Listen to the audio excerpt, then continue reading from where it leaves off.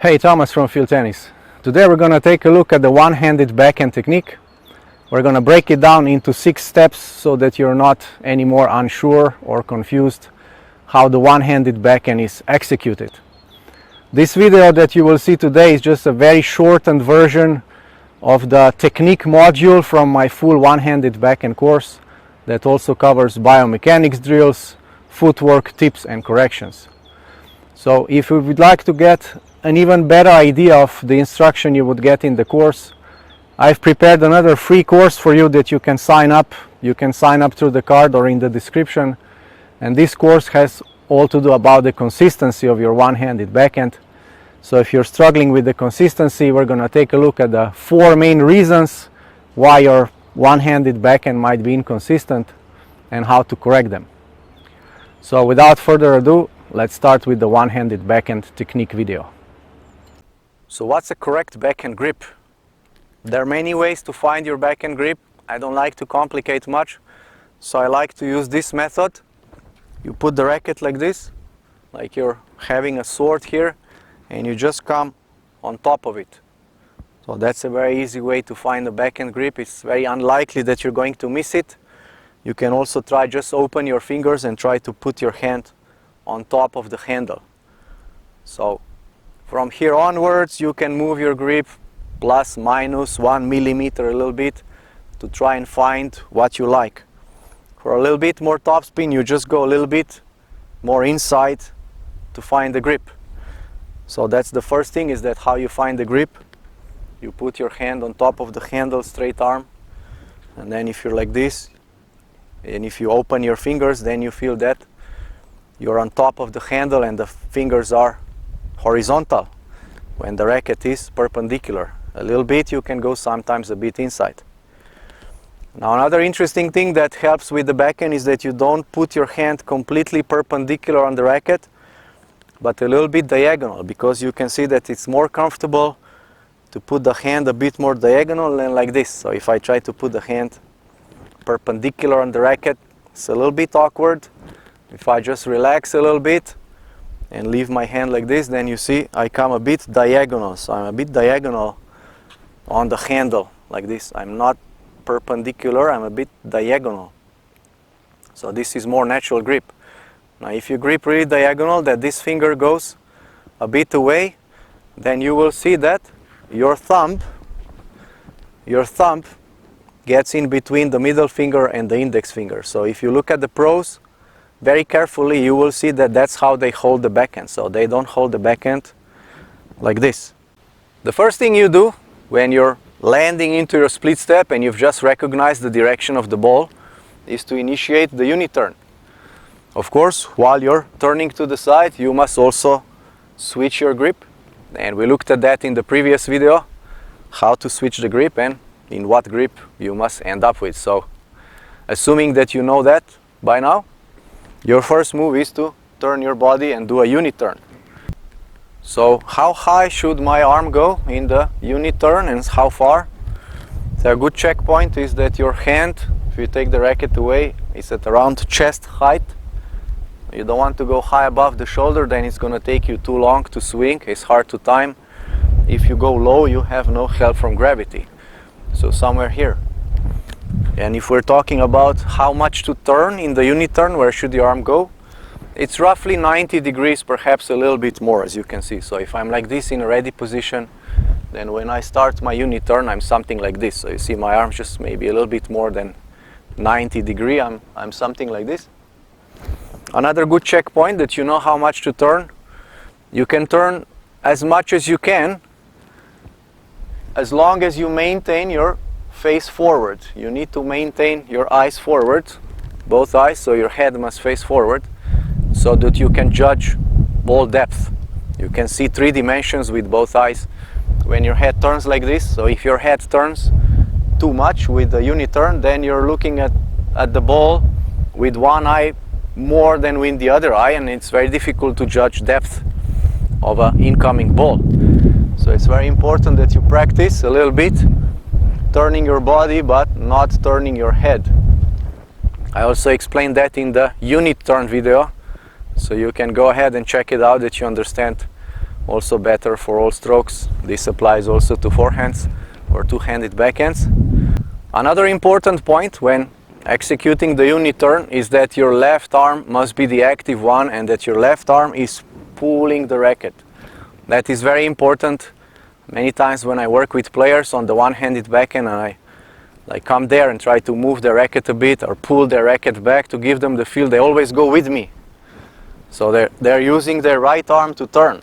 I say, no, you must create a stretch, because backhand works on stretching yourself and releasing. And so in a way, when the left arm is pulling back into the unit turn and then later in the whole swing, your right arm must resist a little bit. We're not going there with our right arm. We're going there, we're pulling with the left arm, and this one is slightly resisting. And so you must try to get the feel of like pulling the racket apart. You can try and feel how would it be to pull the racket apart, or how would I pull the handle out of the throat, like this. So it's a little feeler like that. So when I'm like this and I'm starting my backhand, I am pulling with my left arm. It's very active, and this one is more passive. It's a little bit resisting, because that's how I create a stretch. So very important in the unit turn and throughout the almost whole backhand is that you're not doing that with the right arm alone, but you're pulling with the left, and the right arm is a little bit resisting, because then we release and the right arm shoots out. So that's the principle on how the one-handed backhand works.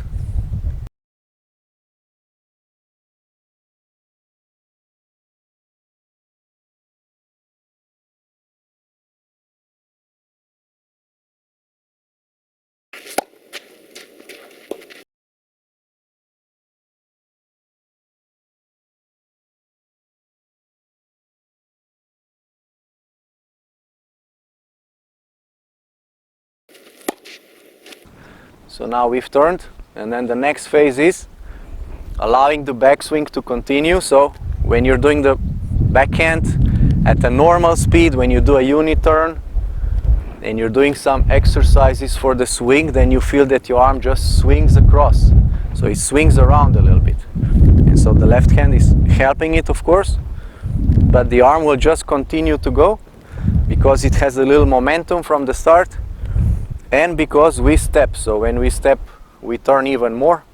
And so even if I don't swing, for example, if my arm is here, like in the normal unit turn position, so I just keep my arm here, and if I show you, if I step, you see that the racket seems to go further back.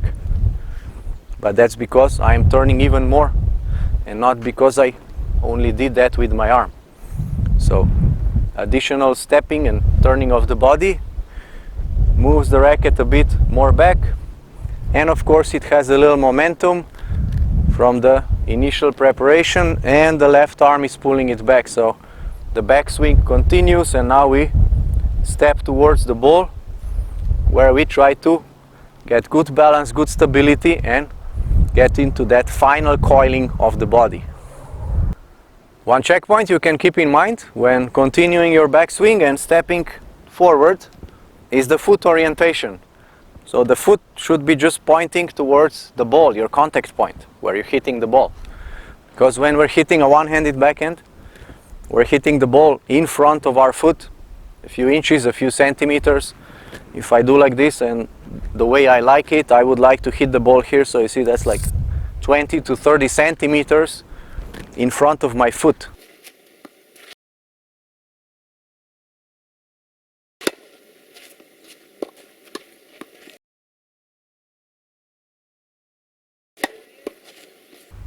So you can just imagine my foot pointing towards the ball.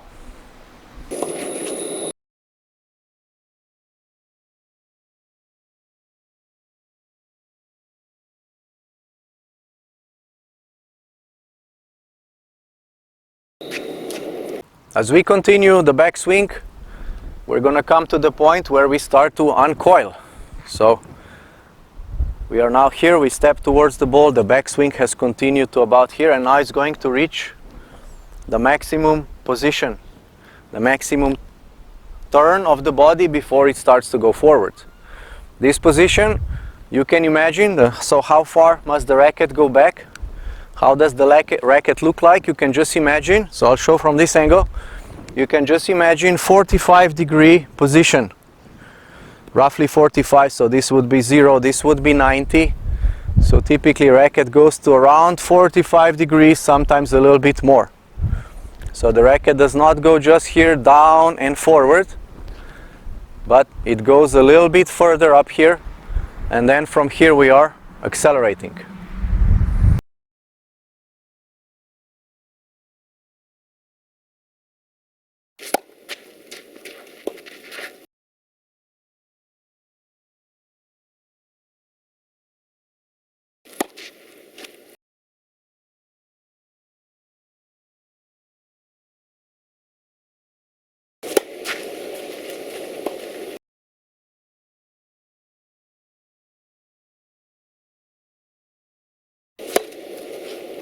So now that we are turned, we reach this one, the extra 45. Just think of it like I call it extra 45 because typically players want to go here. So imagine extra 45 position, you're here, you're now starting to uncoil.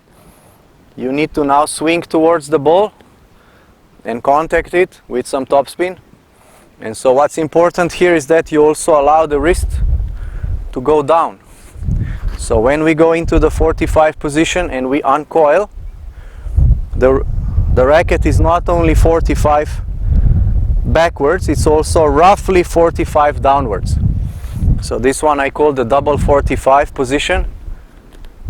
This is the double 45 position because this really stretches my forearm and wants it to rotate back. So I rotate the forearm back into the contact and not the wrist, which is a common mistake. So we are basically just hitting from the shoulder.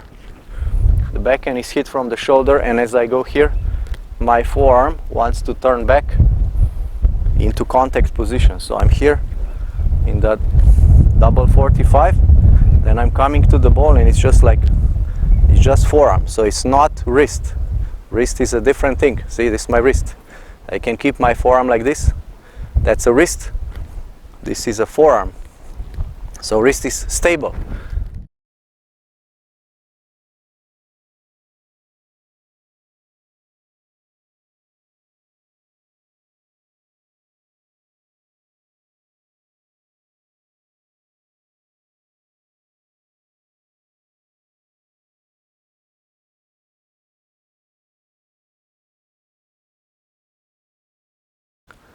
As you're contacting the ball on the backhand, I don't recommend that you think a lot about topspin because it's very likely you're going to start to engage your wrist a lot and mess up the stroke. So in the fundamental stage, do not try to spin the ball a lot. Just let the spin happen because of the swing path.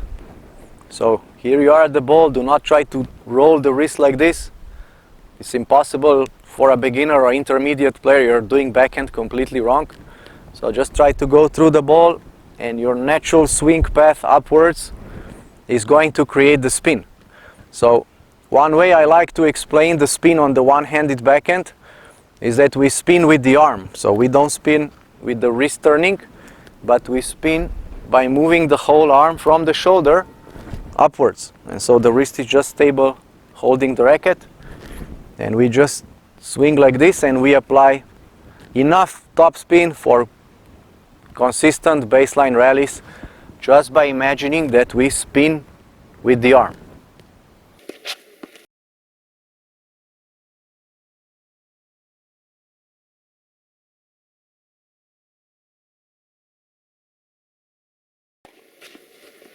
So now as you're hitting the ball and following through and trying to give the ball some direction, it's very important that your body stops rotating. So we've coiled the body, let's say roughly to 45 degrees over the 90-degree line. So if you imagine that 0 degrees, that would be 90 degrees. So when we go into the backhand, we go, let's say 135 degrees away from the initial position. And now our body has to turn back to the ball. It does turn, it does uncoil, but we have to stop it. If we don't stop the body rotation, imagine I'm hitting the ball like this, and if I keep rotating the body, you see my racket goes to the side, and then I cannot hit the ball cleanly. I'm going across the ball, and I'm also changing the racket angle and so on, so I'm losing control of the ball. And so we need to stop the body from rotating. We're going to find another source of power, that's transfer of momentum. The arm will accelerate, and we will be able to guide the ball straight towards the target.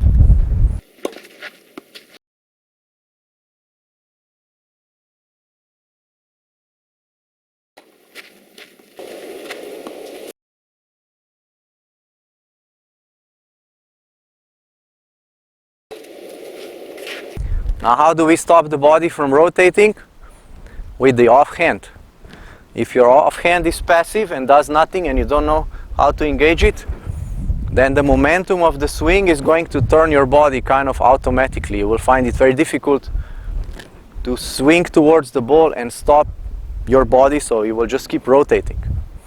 So we use the left hand to go counter of the swing, so we go backwards. And this left arm helps us block the body from rotating. When we engage the left arm, we are able to stop the body from rotating, and we can guide the ball straight.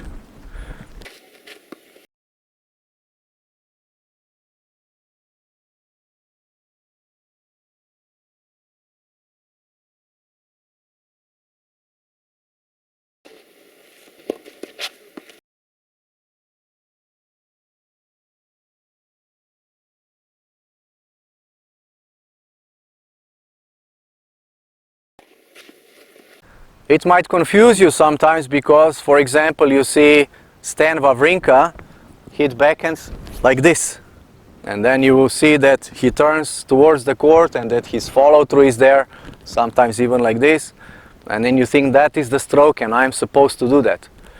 That's not the stroke, that is just relaxation after the stroke.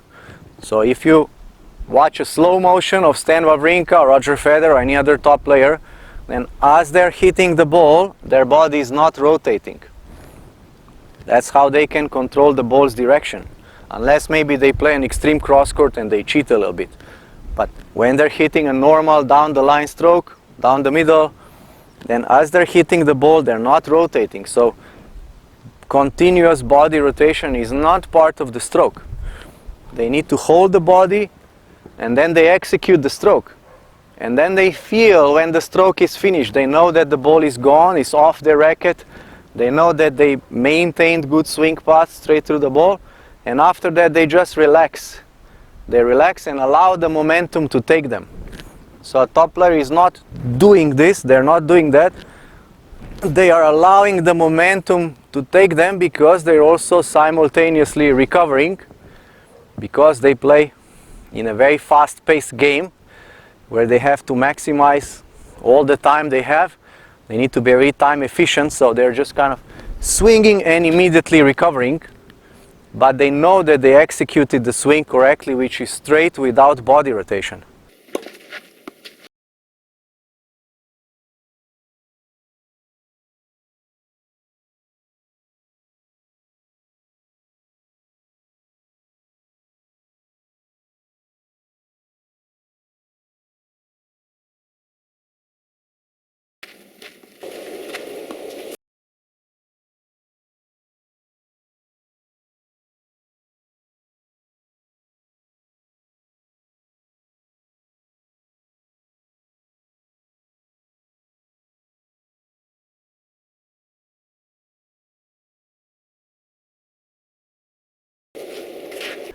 So keep that in mind when you're looking at these pros, that when you see this position, that's not what they do. They do not rotate continuously from start to finish like this.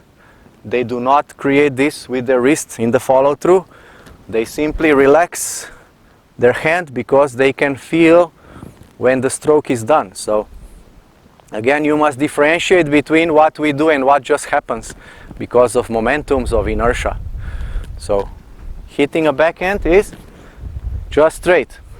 One simple checkpoint that you can have for a follow through is a vertical racket face. So again, we are just slightly releasing the wrist the left arm is back, and that's your follow-through position. So from this angle, that's my basic follow-through position. But again, even when I play, I don't like hold in this position. I just go through this position, then I relax and I'm ready for the next shot. And then might be difficult for you to know what exactly am I doing and what just happens because I'm relaxing or releasing or recovering.